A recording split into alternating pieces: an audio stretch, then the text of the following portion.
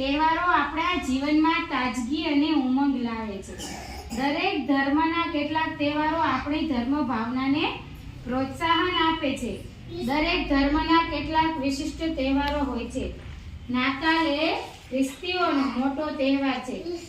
નાતાલનો તહેવાર દર વર્ષે 25મી ડિસેમ્બરે આવે છે. આ દિવસે પેલેસ્ટાઈનના બેથલેહેમ ગામમાં ભગવાન ઈસુનો જન્મ થયો હતો. જે ક્રિશ્ચન હોય ને એ લોકોના ભગવાનનો જન્મ થયો હતો 25મી ડિસેમ્બરના દિવસે. એમના પિતાનું નામ જોસેફ અને માતાનું નામ મેરી હતું. નાતાલનો તહેવાર વિશ્વભરમાં ખૂબ જ આનંદ ઉલ્લાસથી ઉજવાય છે. ખ્રિસ્તીઓ ઘરના આંગણામાં રંગીન કાગળનો પ્રકાશિત તારો લટકાવે છે.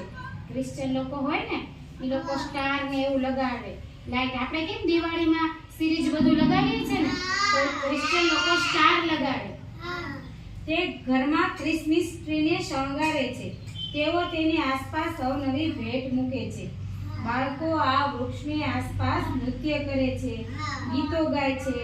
ખ્રિસ્તીઓ નાતાલના દિવસે દેવળમાં જાય છે. એ લોકોનું ચર્ચ હોય ને દેવળ, એમાં એ લોકો જાય છે એ દિવસે અને પ્રાર્થના કરે છે અને તેઓ એકબીજાને હેપી ક્રિસમસ કહીને આવકારે છે. આપણે કેમ એમ કહીએ કે હેપી ન્યુ યર, એવી રીતે ક્રિશ્ચન લોકો હેપી ક્રિસમસ કહે છે. નાતાલનો તહેવાર 25મી ડિસેમ્બરથી 1 જાન્યુઆરી સુધી એક અઠવાડિયું હોય છે, બરાબર, સુધી ચાલે છે. આપણે ચાલે ને ધનતેરસ કે વાઘ બારસથી શરૂ થાય કે ભાઈ દિવસ સુધી આપણો દિવાળીનો તહેવાર હોય, એવી રીતે લોકોનો 25મી ડિસેમ્બરથી 1 જાન્યુઆરી સુધી ચાલે છે.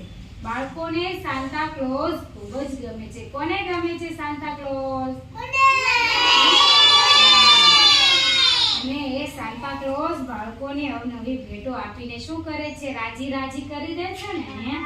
આપણે બધા જઈશ ને ઘોઘા સર્કલ ને રૂપાણી સર્કલ ના સાન્તા ક્લોઝ હોય છે ને, શું